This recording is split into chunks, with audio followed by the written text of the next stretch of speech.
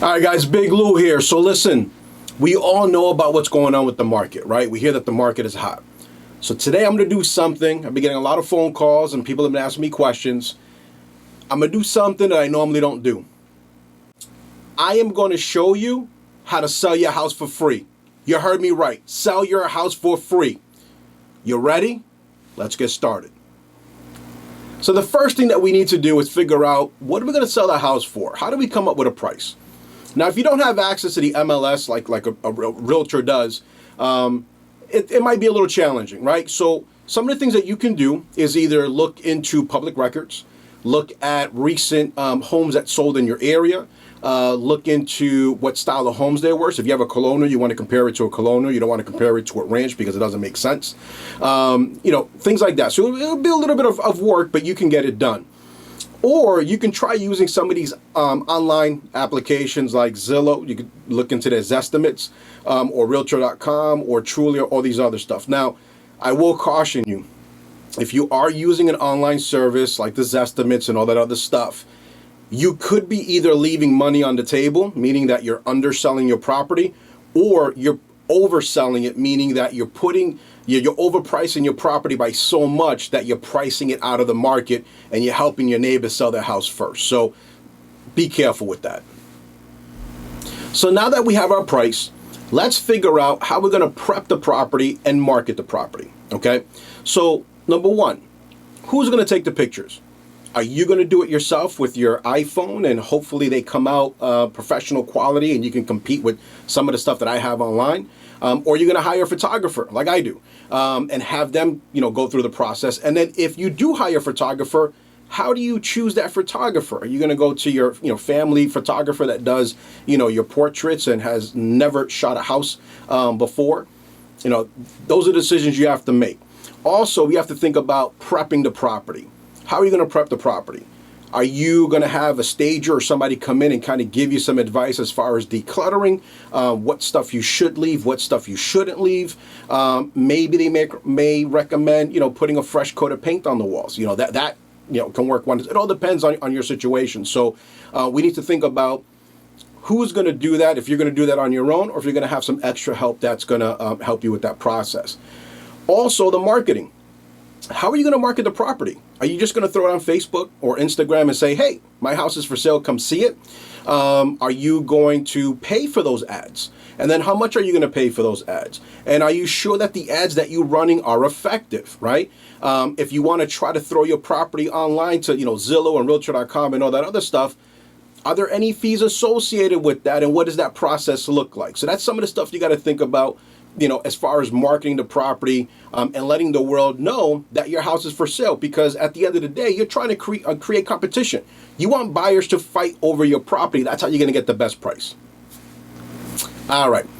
So now we figured out the price. We figured out our marketing strategy. Now we got to get into how we're going to show the property. Once people see the house and they want to get in, how are we going to do that? All right. So a couple of things. Are you going to set up showings on your own? Meaning, are you going to leave your personal information, give people your personal phone number and email address so they can reach out to you to book appointments? Are you going to create, a unique phone number or an email just for the property so you can tell the difference? Are you going to be there for all the showings? Right? So depending on what that schedule looks like, are you going to have time out of the day and the weekend and so forth to actually be there and show the property? Are you going to host an open house? And are you familiar with how to do the open house? That, are you going to follow COVID guidelines? I know it's going to change in a little bit, but right now, if you're listing your house, relatively soon, you still got to follow those guidelines. So are you aware of those guidelines and are you able to follow them and make sure that everyone that goes through the property is going through safely and you don't have to worry about violating any of those issues. If you're doing the open house, depending on the size of the property, are you going to have help? Are you going to have somebody on on another level just to make sure that people are going through the property and that people actually leave the property? Sometimes you get folks that just kind of hang out and next thing you know, you lock up and they're there. Okay. Are you going to prep the property for the open house, meaning that you're securing a lot of your personal belongings, right? So any jewelry and things like that, you're securing medicine, things in your medicine cabinet. You definitely want to lock that up and put it away. unfortunately, there are people that kind of go through these open houses and they take advantage and they try to rob people. And that's what it is. As agents, we're aware of this. We kind of know how to monitor that and figure out what people are doing and set it up. We normally have a couple of people at the open house and we have a flow, okay? So you guys got to do the same thing, all right? So you have to figure out what that flow is going to be. Also, are you only going to have an open house during the weekend? Are you going to have twilight open houses, which is typically like in the evenings during a work week? Because you might be missing people if you don't do that. So just some of the things you need to consider as far as how you're going to show the property. Also, one last thing about showing the property is, are you going to put the property on a lockbox? And if so, are you comfortable giving that code to non-realtors? Something to think about as well. All right, guys, we're almost there. All right, so we have our price, we have our marketing strategy, we have an idea for showing how we're going to get people into the property. Now we have multiple offers. Woo, that's what we want. We want multiple offers, okay? So now we have the offers. Now, do you know how to handle multiple offers, right? Do you disclose to the other buyers that you have multiple offers? That might turn people off and say, I don't want to get into a bidding war, or it might turn people on and say, sure, I'm going to offer you more. You got to figure out what you're dealing with, what's your audience there, okay? Can you differentiate between pre-approvals and pre-qualification letters? That's going to be important, okay? Can you tell the type of financing? So meaning, are they trying to buy your house with Bitcoin? or honestly, God, someone try to do that, okay? Or do they have stocks in gold and silver and it's saying, hey, this is my proof of funds. I can definitely buy your house as soon as I sell my gold and silver. You have to know what you're looking at when you're looking at these offers, okay? Also, does your house qualify for the type of financing that your buyer is using? See, not every house qualifies for every type of financing. If your house is a little bit of a fixer-upper, there's certain financing that you can't use for that type of house. So you need to identify that, understand that before you pick an offer, because here's what happens. Once you sign the offer and you select one out of a group of 5 or whatever that you have, that's it. Now you're obligated to work with that person. And then all the other offers pretty much go away. So make sure you know what you're signing before you sign. Now, as far as offers, there's 5 key components to an offer, all right? So when you're making your decision or trying to make the best decision, these are the 5 key components. Number 1 is going to be the price, right? How much are they offering, right? And that's the easy one. That's the one that we really like, that kind of catches our eye. Number 2 are going to be the dates, especially the closing date, right? It's figuring, well, when are we going to close? When do I need to move out? And when can I expect my money, right? So that's the closing date, number 2. Number 3, we start getting into contingencies. The third contingency would be home inspection. Is your offer contingent on a home inspection? Are they, of a satisfactory home inspection, meaning that they can do a home inspection, and if they're not satisfied with it, they can back out for whatever reason, okay? Number 4, appraisal. Is the offer contingent, or the financing contingent on an appraisal at asking price or higher, right? So does the property have to, the sale price, when the appraisal goes in, does it have to be at least at that price or more, or they have, the ability to back out? So we want to look at that. And then the financing, right? Is it contingent on financing? If they can't get a loan, do they have the ability to back out? So those are some things that you have to be, aware of before you select your offer. And of course, there's more stuff on there. There could be other things that people can add in, like they want closing cost help and all this other stuff, or they want you to fix certain things, or it could be a whole bunch of other things added to the offer. But those are your 5 main components. So make sure you fully understand that before you sign the offer. Oh, don't forget disclosures. So right around offer time, right? So before your buyer actually signs an offer, there are 2 disclosures that you have to disclose by law. The first one is lead paint. Are you aware of the presence of lead paint? Here's a document here. It's pretty lengthy, and this is what you have to fill out at the end. And you have to make sure you fill it out correctly. If you don't, the fine is $11,000 per line that you fill out incorrectly. So make sure you know how to do it. The second piece is going to be whether or not your property is on a septic system or if it's connected to town sewer. If you're connected to town sewer, you're all set, okay?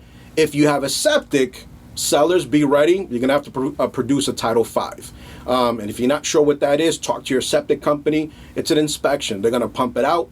They're going to, look at it, make sure the system is working correctly, and then they'll give you a Title V report. Now, the good thing is that Title V report is good for 2 years, okay? Might be 3 if you pump it on a regular basis. So, you could do it now, and at least with the next couple of months, that Title V report's still going to be valid.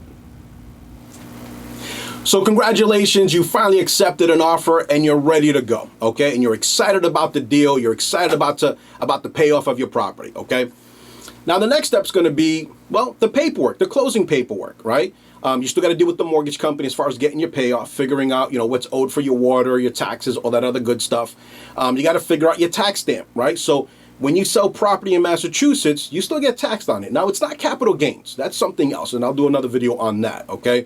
But when you sell property, the town wants their money. The state wants their money, okay? So right now, the tax stamp is $4.56 per $1,000 of purchase price, okay? So you're going to pay that at closing. It's not capital gains. It's just a fee. It's a tax for selling a property, okay? Now, are you going to handle that yourself or should you get an attorney? I always recommend that you get an attorney to do that because sometimes there's some things in there that you might not be familiar with and the attorney knows how to navigate through that, and I think it's definitely well worth the money hiring an attorney, okay? Especially if you're doing a deal through probate, meaning that the property that you're selling was willed to you, all right? If that's the case, be aware you have to go to probate. You have to go through the probate process and get a power of sale before you can sell it. If you think that you're the owner because it was willed to you and you don't go through the power of sale, I'm going to tell you, you're going to get to closing and they're going to say, where's the power of sale? And you're going to be like, what's that? And it's going to just delay everything. You're not going to close. And it can, right now in Massachusetts, it's taken about maybe 2 months just to go through the probate, get all the paperwork required so you can sell. So definitely, I recommend you get an attorney to handle that process.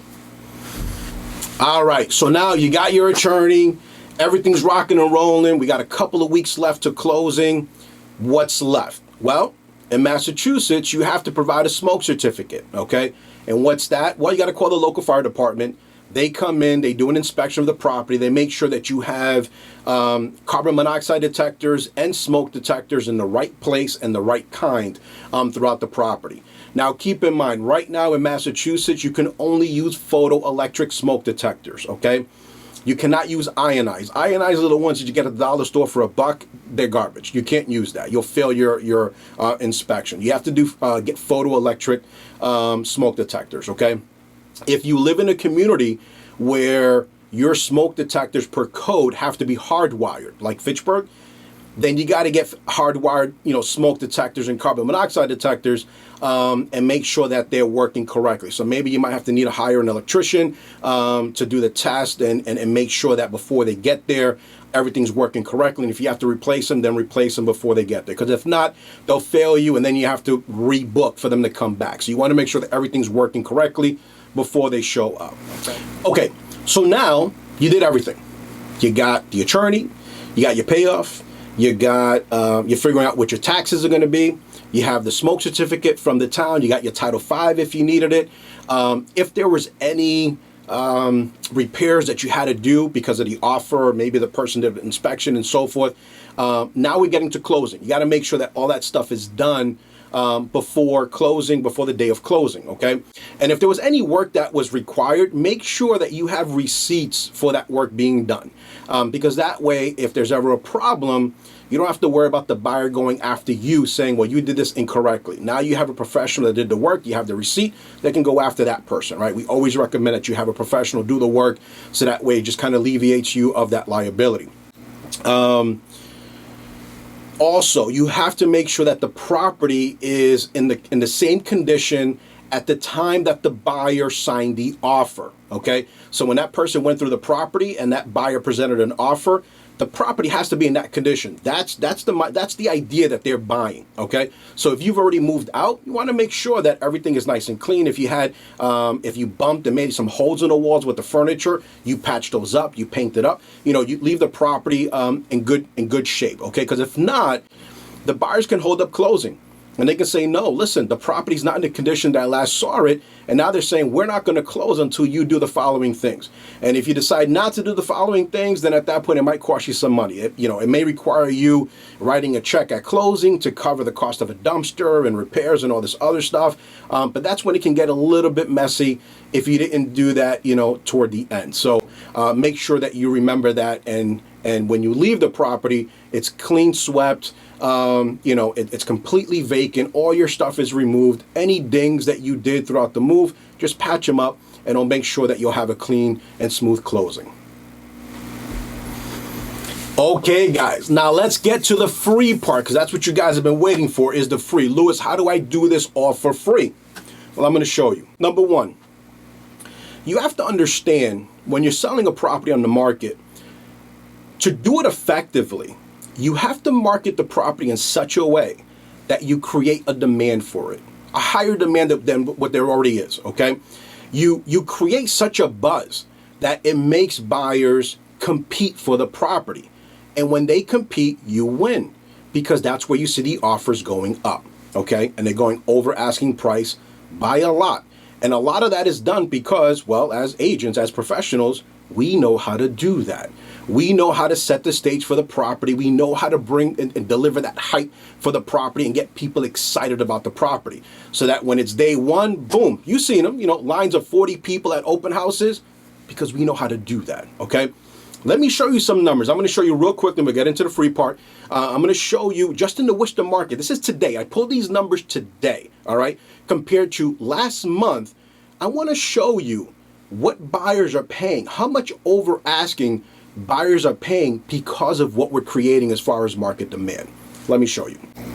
Okay, guys, so you can see here, we are looking at the Worcester market, and here is the date. We're comparing just from a month ago, from April to May, okay? Now, let me show you this. We're going to go down to the average sale price compared to the average list price, okay? So we see here in red. Now, look at these numbers. We have just in the 300,000, between 300,000 and 350. We'll say, 349.9, all right? The average list price was 302. The average sale price is 327, which means that buyers are paying 107% on average over asking price. Think about that, okay? So here's your list price. People are going, on average, 7% higher than that, 107% over your list price, okay? Let's look at, even at a higher price mark, from 350 to almost 400,000. We have here an average list price of 352,000 and an average sale price of 372. That's 106% over the list price. That's on average, okay? So, why is this information important? Actually, look, I got to show you this one. 450,000 to almost 500,000. We have 109% over, okay, on average. Listen, when you create that market, when you create that buzz, when you create that, listen, this is the house that you need to buy, and you're an expert at doing that, this is what you get. You get buyers competing and fighting for your property, okay? Now, this is the free part right here. You know how you list your house for free? You hire an agent. You hire an experienced agent that can get people to fight, so that way they're paying 7%, 5%, 9% over the list price. Because guess what? Think about what the agent was going to charge you for commission, right? Now, I can't really get into numbers what other people do because of legalities and all this other stuff. But let's just say it's anywhere from 4 to 6. 4% to 6%, okay? Now, if you have a buyer that's paying over 7% over list price, they're paying our commission. They're helping you sell the house for free and get top dollar. I mean, that's amazing. right? So why wouldn't you hire an agent to sell your property when it's not costing you anything? It's coming out of the buyer's pocket. And in that case right there, you actually made an extra percent, assuming that the commission was at 5%, okay? Or if you at 9%, you actually walked away with more money. And it cost you nothing to hire the agent. So think about that. You can try to do it yourself and hope that you're able to generate that excitement and get people in and not leave money on the table and do everything legally correctly, okay? And save that money. Or you hire a professional and you know that's all gonna happen for you at no cost because the buyer's paying for it. So something to think about. That's my tip. That's how you're gonna sell your house for free in this market, by hiring someone that knows what they're doing, and it's gonna get you more for the property. Now again, I'm available in Massachusetts. My team is out in Connecticut and Rhode Island.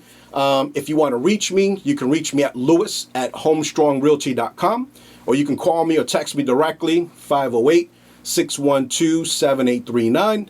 I'm affiliated with Exit Beacon Point Realty, both in Mass, Connecticut, and Rhode Island. So we can do this wherever you are. Anywhere in any of those states, we can certainly help you compete and get the most money for your property, and either for free or at a little expense, okay? Which honestly, even at 1 or 2%, if I had to pay somebody and they're gonna do this for me, I got my money's worth. So there you have it, folks. Any other questions, let me know. If you have any comments, drop them below. Don't forget to share and subscribe. And as always, I'll see you next time.